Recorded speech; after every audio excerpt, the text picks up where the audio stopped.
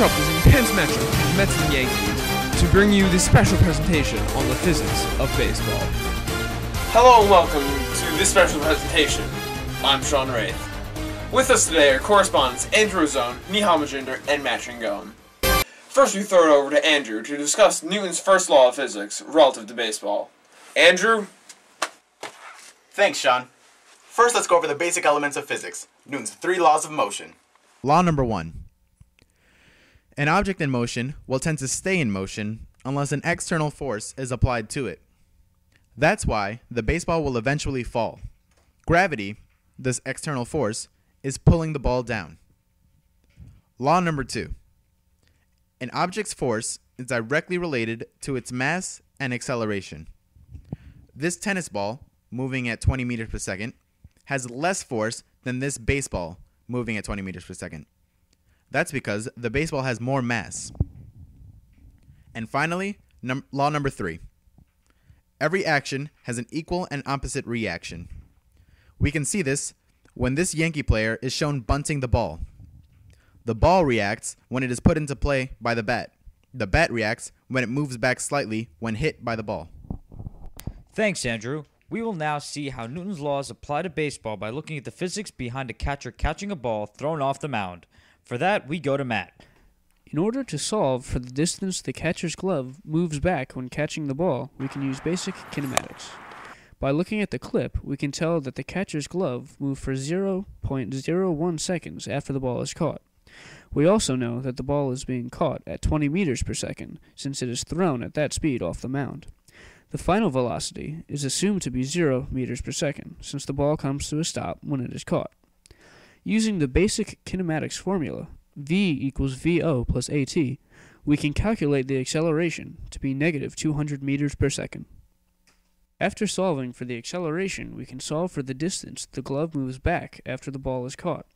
By using the formula delta x equals VOT plus 1/2 AT squared, we plug in the proper numbers and solve for delta x.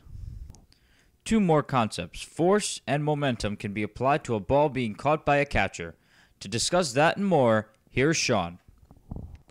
Now we will look at another aspect of physics, force. The formula to determine the force at which the ball is thrown off the mound is sigma F equals ma. Since we already have solved the acceleration to be negative 200 meters per second squared, and we know the mass of the baseball to be 0.145 kilograms, we can plug these values into the formula in order to find the force to be 29 newtons. And now we take a look at momentum. In order to solve for the momentum of the ball being caught, we have to use the momentum formula, P equals mv. We know the mass of a baseball to be 0.145 kilograms and the velocity of the ball to be 20 meters per second. By plugging in these numbers, we can get the momentum to be equal to 2.9 kilograms meters per second. Now we are going to look at another important concept in physics that relates to baseball.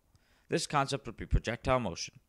Projectile motion can be applied to a fly ball being hit by a batter. First, we look at me throwing a ball to Matt, who is going to hit the ball in the air.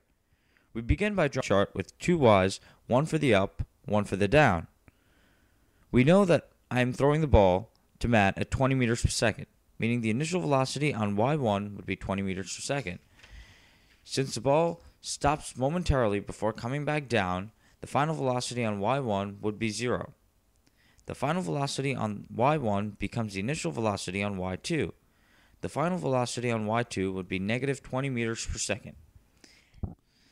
As the ball is going up, it is acting against gravity, making the acceleration negative 10 meters per second on Y1.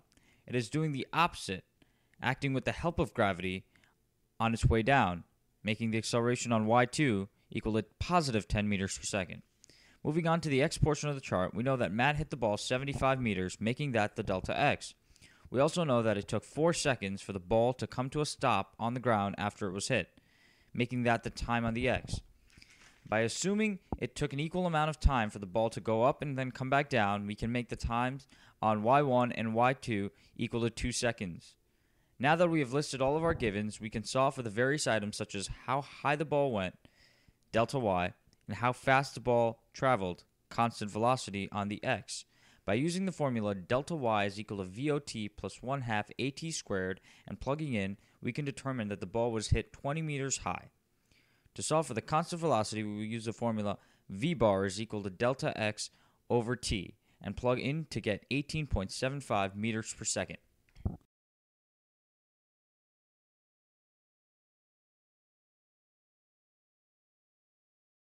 This clip, we must know at least two of these three variables, either the radius, the velocity, or the acceleration.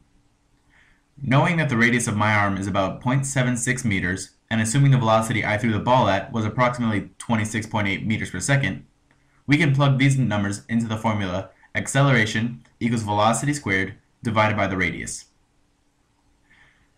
Through these calculations, we can find the centrifugal acceleration of the baseball I threw to be about 945.05 meters per second squared.